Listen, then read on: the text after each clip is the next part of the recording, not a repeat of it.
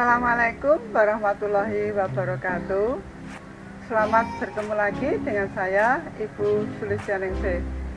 Anak-anakku semuanya, kali ini kita akan membahas tentang sel volta komersial. Nah, pada pertemuan sebelumnya, kalian sudah pernah mendapatkan sel volta, di mana sel volta itu terdiri dari dua buah elektroda yang berbeda, yang satu bertindak sebagai anoda dan satu katoda, kemudian dicelupkan ke dalam larutan elektrolit. Nah, dari dua elektroda yang berbeda itulah mereka akan menimbulkan atau menghasilkan beda potensial sehingga dapat menghasilkan arus listrik. Maka sel volta itu bisa digunakan sebagai sumber arus listrik, di mana sumber arus listriknya berupa sumber arus listrik searah. Nah, di sini saya menyediakan beberapa sel volta yang dijual belikan di pasaran. Karena diperjualbelikan, maka sel volta ini disebut sebagai sel volta komersial. Marilah kita bahas sel volta ini satu per satu. Nah, sekarang yang pertama kita bahas dulu tentang aki.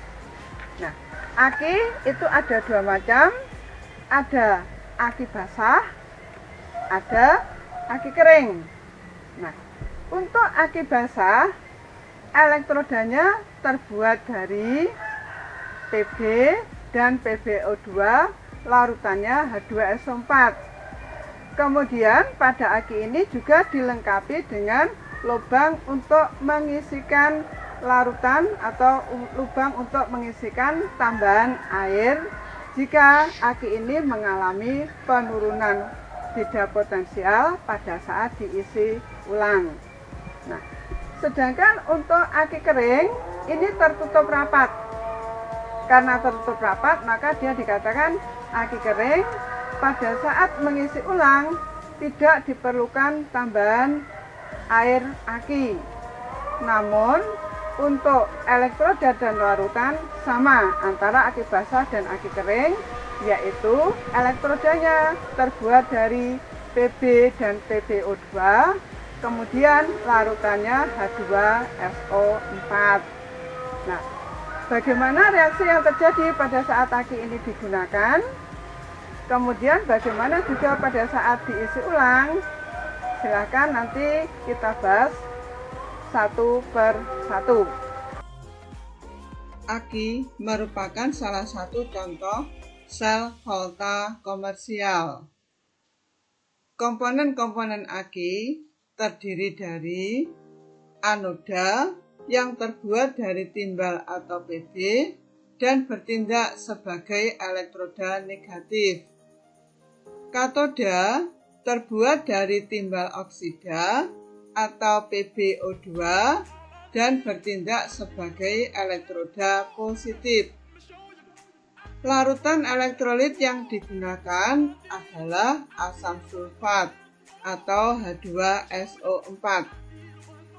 Bagaimanakah reaksi yang terjadi pada saat aki digunakan? Reaksi redoks saat pemakaian sebagai berikut.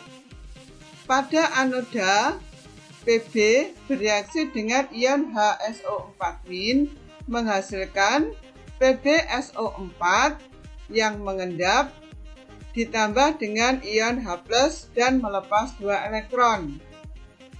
Reaksi yang terjadi di katoda, PbO2 bereaksi dengan ion HSO4- dan 3H+ dengan menangkap 2 elektron akan menghasilkan PbSO4 yang mengendap melapisi elektroda ditambah dengan 2H2O. Karena kedua elektroda terlapisi PbSO4 yang sama, maka beda potensial kedua elektroda lama-kelamaan akan menurun. Beda potensial yang dihasilkan tiap satu sel sebesar 2 volt. Aki yang beredar di pasaran ada beberapa macam. Yang kecil aki 6 volt berarti terdiri dari 3 sel. Aki yang agak besar pada mobil 12 volt terdiri dari 6 sel. Setelah digunakan tadi elektroda pada aki lama-kelamaan terlapisi PbSO4 yang sama sehingga beda potensial yang dihasilkan turun. Maka aki dapat diisi ulang. Cara mengisi ulang dengan cara dialiri arus listrik, anoda dijadikan sebagai kutub positif dan katoda kutub negatif. Maka akan terjadi reaksi redoks kebalikannya, sehingga tadi anoda menjadi Pb lagi dan katodanya menjadi PbO2. Aki dalam keseharian banyak digunakan untuk kendaraan bermotor. Bisa untuk roda 2, bisa juga untuk roda 4. Dengan besar aki yang berbeda. Selain itu, aki juga bisa digunakan untuk menyalakan lampu, radio, TV, dan sebagainya. Berikutnya kita bahas untuk baterai.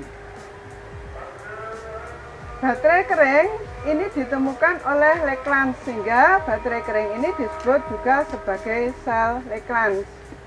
Baterai kering ini kita lihat bongkarannya. Nah, ini yang bagian luar ini adalah merek, ini bisa berbagai merek yang ada. Ini yang aslinya yang berupa sel voltanya. Dia terdiri dari lapisan seng ini yang bertindak sebagai anoda. Anoda ini sebagai elektroda negatif, maka pada baterai ini dituliskan kutub negatif di bawah ini. Kemudian di dalamnya, ini kalau kita lepas, di dalamnya ada elektroda karbon. Elektroda karbon itu sebagai katoda atau elektroda positif, maka di sini muncul tanda positif. Ini sebagai elektroda positif yang bagian atas. Pada sel kering ini, di dalamnya itu berupa pasta, maka dikatakan sel kering. Pastanya campuran dari MnO2, karbon, dan amonium klorida NH4Cl. Bagaimana reaksi yang terjadi untuk baterai ini? Mari kita bahas berikut. Sel volta komersial berikutnya adalah baterai kering atau yang disebut sel Lagrange, karena penemunya bernama Lagrange. Baterai kering terdiri dari katoda yang terbuat dari grafit dan bertindak sebagai elektroda positif, anoda yang terbuat dari seng dan bertindak sebagai elektroda negatif. Larutan elektrolit yang digunakan, pasta campuran dari MnO2, NH4Cl, H2O, dan serbuk karbon. Sebagian ada yang ditambahkan ZnCl2, ada yang tidak harus ini ZnCl2-nya. Adapun reaksi yang terjadi pada saat baterai kering digunakan sebagai berikut. Pada anoda, Zn akan teroksidasi menghasilkan Zn2+ dengan melepas 2 elektron. Pada katoda, reaksi yang terjadi 2MnO2 plus 2NH4+ dengan menangkap 2 elektron akan menghasilkan Mn2O3 ditambah 2NH3 dan H2O. Setiap satu sel atau satu baterai, beda potensial yang dihasilkan sebesar 1,5 volt. Baterai kering termasuk baterai habis pakai, sehingga jika beda potensialnya turun sampai tidak bisa digunakan, maka tidak bisa digunakan lagi, harus dibuang atau dimanfaatkan untuk lainnya. Baterai kering banyak digunakan untuk menghidupkan peralatan elektronik yang kecil seperti remote, alat ukur elektrik, jam dinding, bisa juga untuk lampu senter dan sebagainya. Berikutnya sel alkalin. Ini sel alkalin, ada notasinya sel alkalin. Sel alkalin ini komposisinya hampir sama dengan baterai kering. Dia lapisan luarnya berupa seng sebagai anoda atau elektroda negatif, maka di sini muncul tanda min. Kemudian di dalamnya ini ada elektroda karbon bertindak sebagai katoda atau elektroda positif, maka di sini muncul tanda plus. Bedanya dengan baterai kering, untuk sel alkalin ini pastanya dia campuran dari MnO2, karbon, dan KOH. Kalau sel kering tadi NH4Cl, kalau di sini dia KOH. Baterai biasanya digunakan untuk berbagai peralatan elektronik, termasuk juga untuk lampu. Jadi lampu ini dia sumber arus listriknya berupa baterai. Ini kalau kita coba bisa menyala seperti ini. Bagaimana reaksi baterai pada saat digunakan? Marilah kita ikuti bahasan berikut. Berikut baterai alkalin. Baterai alkalin merupakan pengembangan dari baterai kering.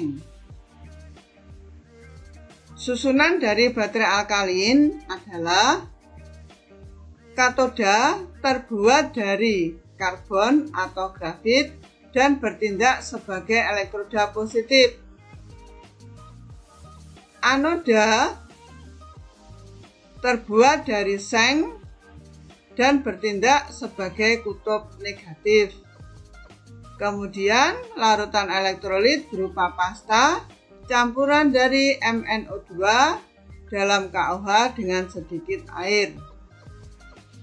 Reaksi yang terjadi pada saat baterai alkalin digunakan sebagai berikut. Anoda Zn akan bereaksi dengan 2OH- menghasilkan ZnOH 2 kali ditambah dengan 2 elektron. Katoda 2MnO2 plus 2H2O akan menghasilkan 2MnO dalam kurung OH plus 2OH-. Untuk tiap satu baterai alkalin atau satu sel menghasilkan beda potensial sebesar 1,5 volt. Baterai alkalin termasuk baterai habis pakai, sehingga kalau beda potensialnya rendah dan tidak bisa digunakan, maka akan dibuang atau digunakan untuk keperluan lain. Baterai alkalin ini lebih kuat daripada baterai kering.